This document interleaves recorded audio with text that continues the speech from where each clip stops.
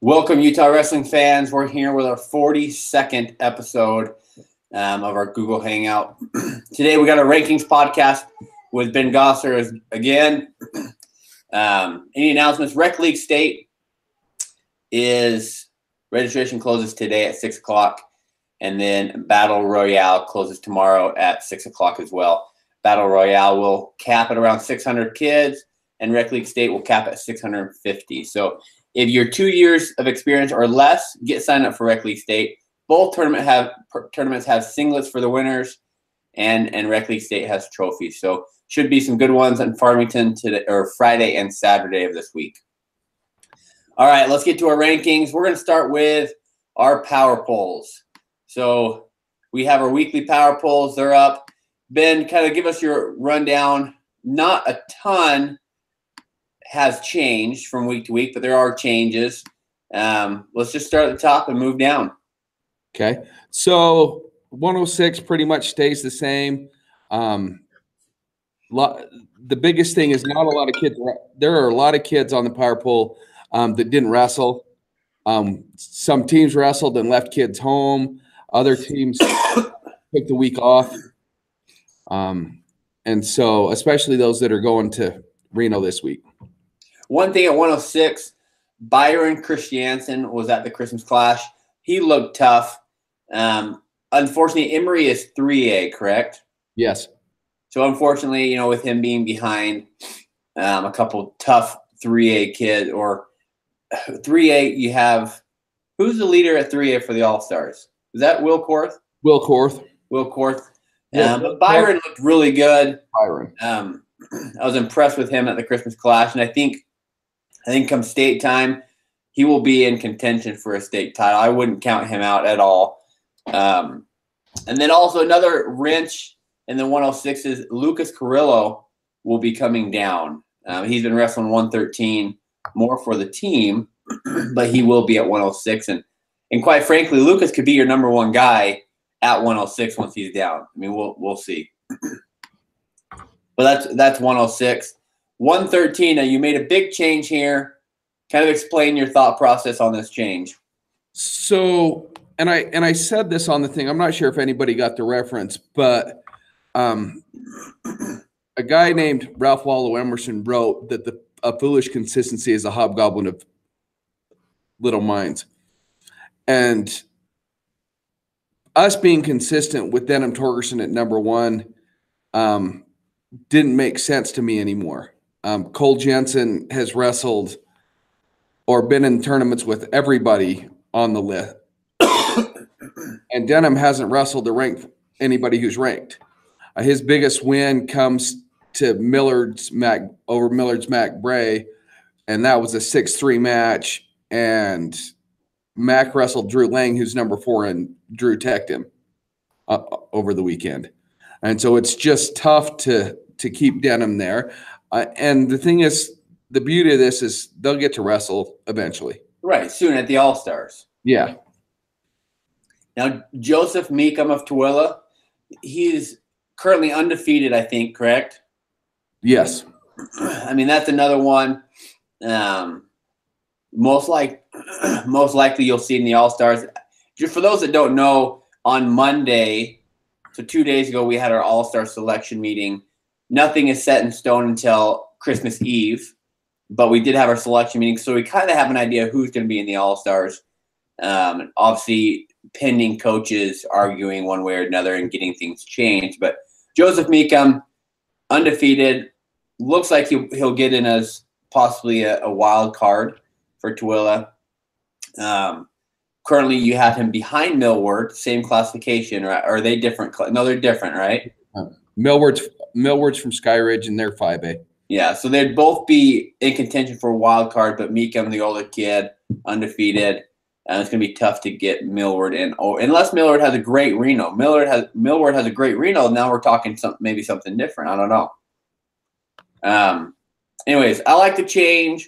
January 8th, Cole Jensen, Denham Torgerson will wrestle unless Cole Jensen gets upset at Reno by someone in Utah or something like that happens. So 120. 120. again, the biggest thing there comes from injury. Parker Frazier is out for maybe all year, maybe not, but it's fairly significant injury. And so we took him out until we know more, till we hear word from and find out. So that's the biggest change there.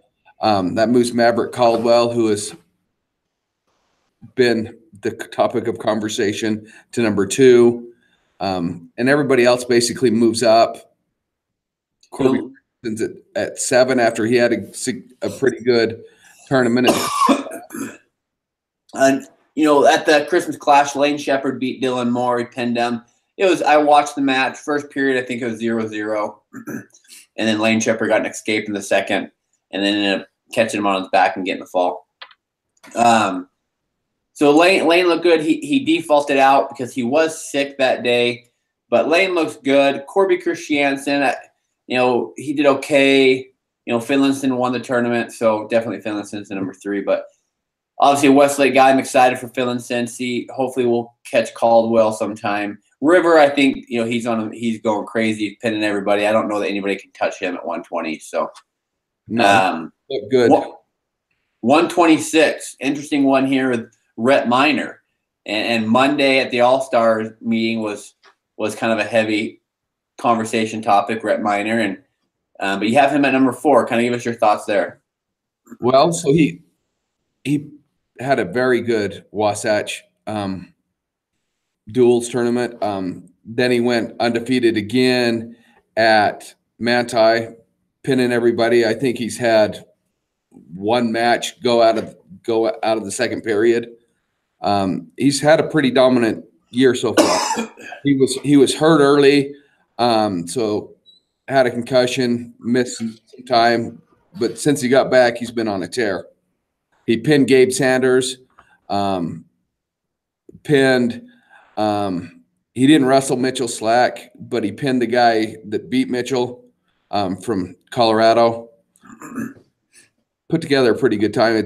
126 in 3A is going to be pretty fun with Jorgensen Minor and Connor Ingram. Right. So we're in the rankings. We don't have Ingram down at 26, but he is coming down. He'll be down there, I think, starting now, moving forward. So Ingram at 26. Channing Warner drops to 20, which will be interesting to see Channing Warner at 20 because see where he fits in there. But yeah, 26 in the 3. You have Jarrett Jorgensen, Rhett Minor, and Connor Ingram. Now for the All-Stars, makes it very tough. One of the top kids is going to be sitting out, which is unfortunate. But anyways, 26 in the 3A will be an excellent weight to watch. And once Connor Ingram comes down, it'll be fun. Yeah. 32. 32.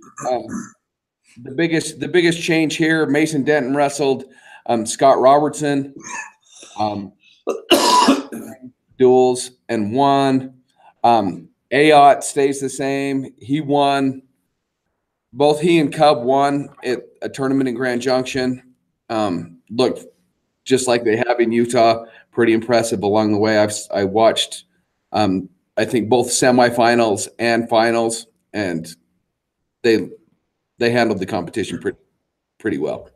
Now, the first of the year, or basically moving forward, these rankings are going to shift quite significantly.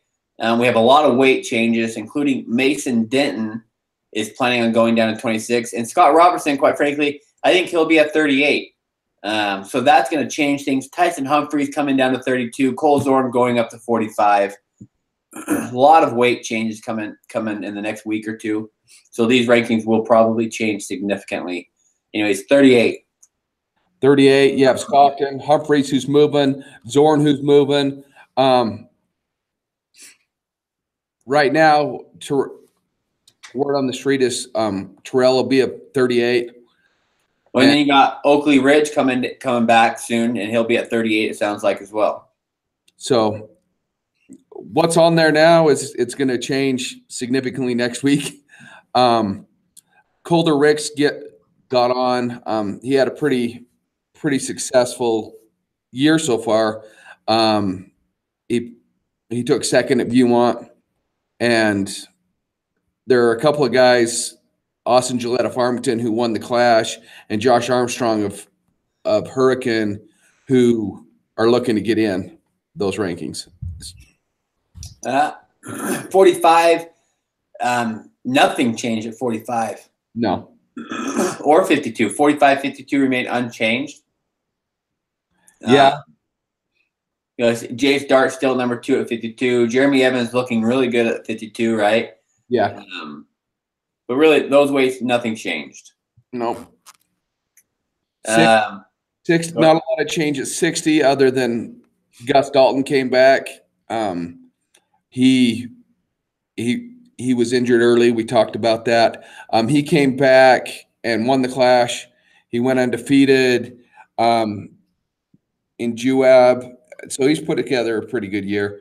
Chyler Zeman had tweaked his knee in his match at the Skyhawk against Tyler Shern.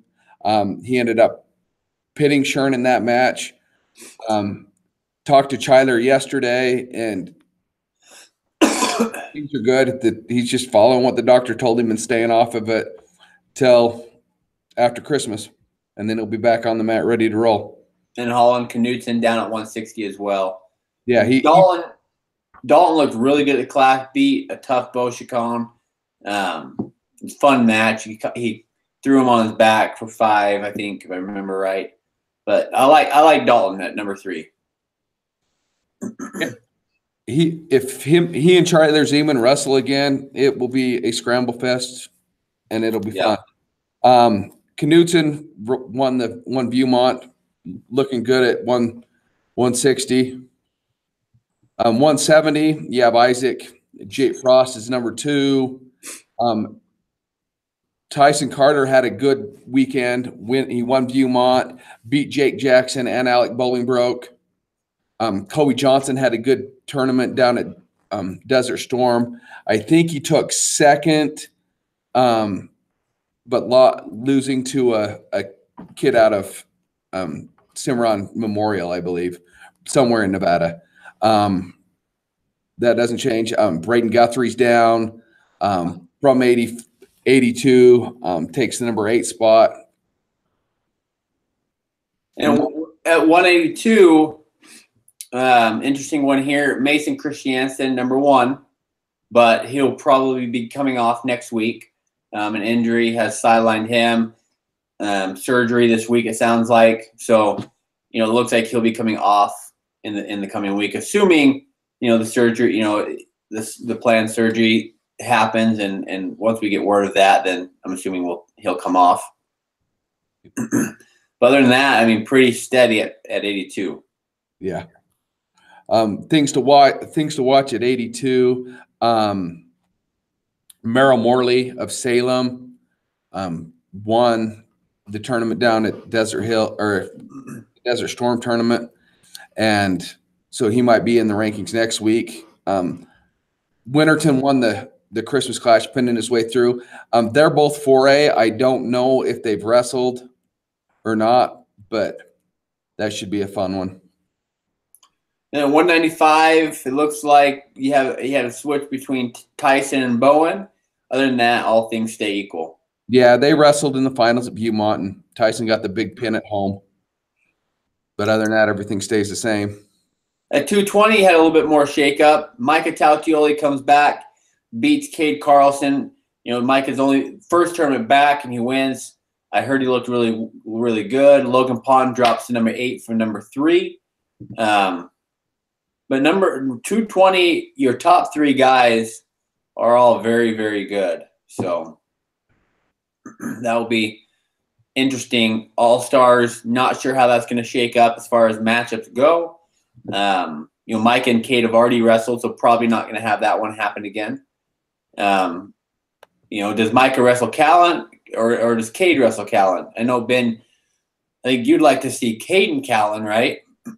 Yeah. I mean, they wrestled last year, and I moved Cade above Callan, even though in season Callan won last year, because of Cade's progress and what he did when he went back to Ohio to wrestle.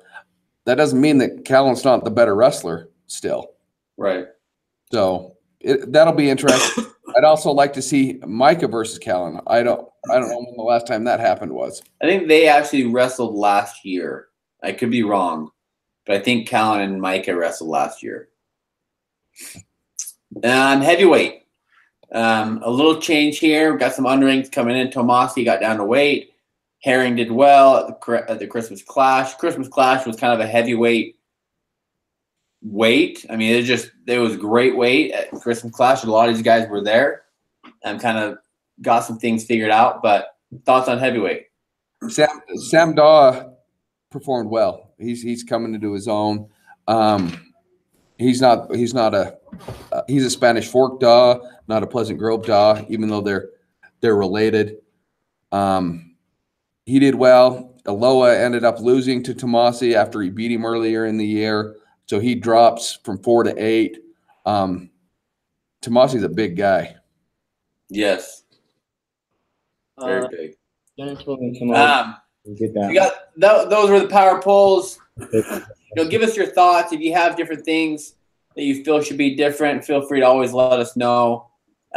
Beehive top 25. Now, not a lot changed on the top 25. But give us your quick thoughts. You got one new guy in, but other than that, not a lot of changing. No. When Robertson lost to Denton, Robertson drops out. Instead of putting Denton back in, I opted for Caleb Armstrong, who's ranked above Denton in the power poll.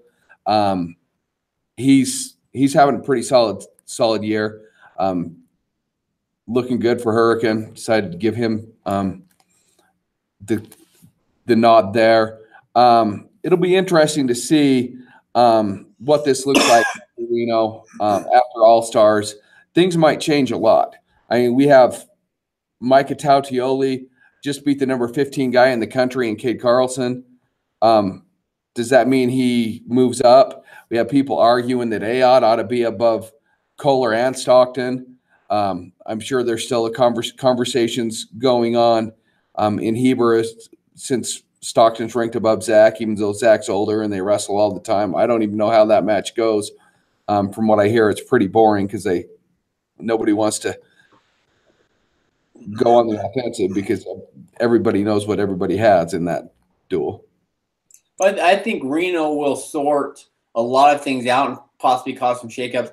I for one, I felt, Micah's win over Cade, I possibly could have bumped him up 1 or 2 slots, but you kept him at 7, which is good. Now, Pleasant Grove goes to Reno, correct? Yeah. Micah should be at Reno. It'll be interesting to see how he does. Does Uinta go to Reno? No. Uinta does not, but Wasatch will be there. Terrell Bearcliff's hurt. He will not be there. McKay Foy's hurt. He will not be there. Isaac will be there. And so that was the one change. Micah moving up a couple spots possibly could have happened, I think. Other than that, Mason Christiansen, if he's out for the season, then obviously that opens up a spot. The other one is Parker Frazier. Now, the question I had, and we discussed this already, is if Parker's out until divisionals, has he done enough to stay in the top 25? Obviously Parker's really tough. He's lost twice to River by pin. He's 21, so he's on the bottom half anyways. I just don't know if he is out until divisionals. I think there's other people that possibly may deserve that spot, and at least while he's out. Take someone like Mason Christiansen or, let's say Stockton O'Brien gets hurt and he's out until divisionals.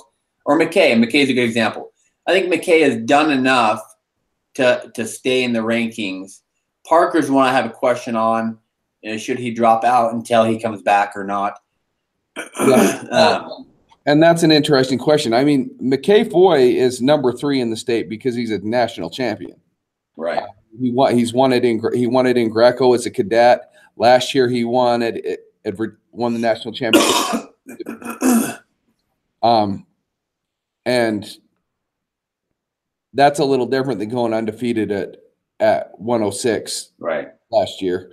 Parker's a good wrestler. I mean, and he's tough, and he hasn't found out a way to beat River yet. And I don't know if he will this year if he's sidelined. We'll have to see. But I mean, you look at your honorable mention, and you have kids like Jared Jorgensen, 2-time state champ. He dropped one of Declan Kelly.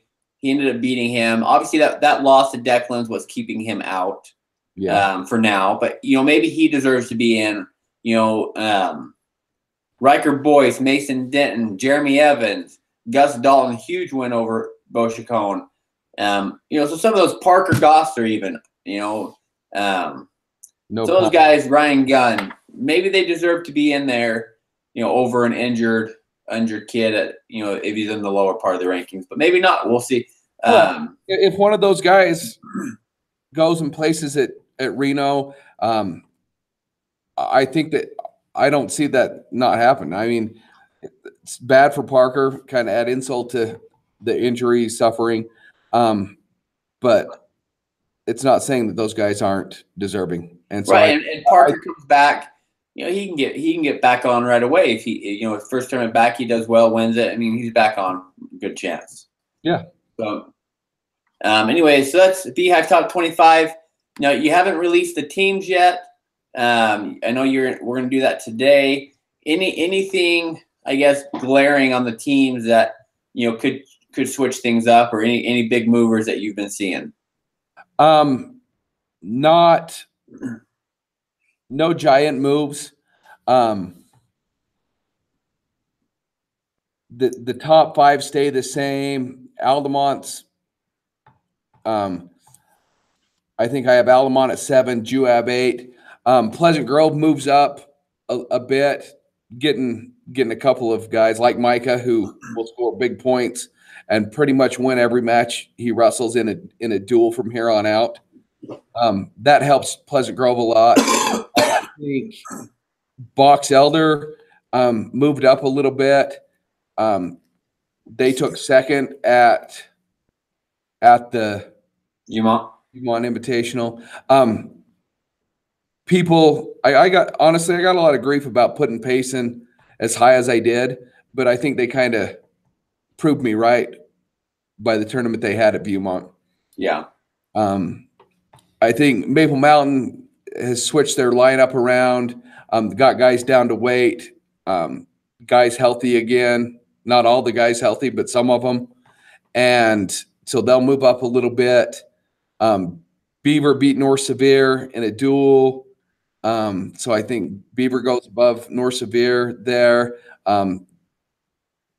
The team rankings are hard because we have to factor in what they do in a duel versus what they do in a tournament setting where individuals can score points. I mean, if you won Viewmont, you're scoring like 30 points. That's a lot to put back in. Mountain Crest and Box Elder are both staying pretty solid. Viewmont moves up a little bit. But other than that, not a lot changes. Well, it'll be fun to see those, see how it goes. Anyway, so those are our rankings. Now, Ben, you said we're going to put out a Reno preview as well, kind of preview Utah teams, I'm assuming. Yeah. Reno starts on, is it Friday and Saturday? It's Friday and Saturday. And then you got the college wrestling on Thursday, correct? Tomorrow. I don't know. Yeah, I think college wrestles on Thursday, high school on Friday, Saturday this year. And in the past, it's been college on Sunday. But I think with it being so close to Christmas, they've moved that to college on Thursday. Well, that would make sense. I saw pictures on Instagram of some UVU guys going out there, and I wondered why they were going out so early. So that would make sense. So that'll be fun. So we'll get a preview out of Reno, so you can kind of know what to follow while you're watching this weekend on Flow. All matches are on Flow, so follow along. We have a lot of Utah guys going out there, and UVU on Thursday will be fun. UVU starters are not going, at least not all of them. So you'll have more of the red shirts, and Gary Yonser will be out there 184. Him and Will Sumner. I don't know that UVU has a clear-cut starter yet at 184, so it'll be interesting to see how Gary does at 184. So it'll be a fun weekend of wrestling. All-star selections, like I said, we had that on Monday, but nothing is set in stone until Christmas Eve. So on Sunday, we will be sending out our final selections to all the coaches. Today, actually, we're sending out preliminary selections to all coaches. And then after Reno, we'll kind of do some reshuffling if needed and send out our final picks on Sunday. Coaches will have until Monday morning to get back to us with any changes or anything we missed. And then Monday, probably midday-ish on Christmas Eve, we will publish our final all-star selections. If you're selected as an all-star, you need to get your bio in, your picture in ASAP. We've got to have those if we want to get our plaques done on time. So we are also selecting our girl all-stars, which hopefully will be done this week, actually, and will not wait till Reno. So hopefully our girl all-stars will be released this week. Our junior high all-stars will be released probably on Christmas Eve as well, because we still have this weekend's tournament to factor things in and kind of look at things. It's exciting. All-stars are on January 8th. Put it on your calendars. Junior high, I do believe, starts at 5, and high school starts at 6:30. So it should be a fun night. And anything else, Ben, before we close?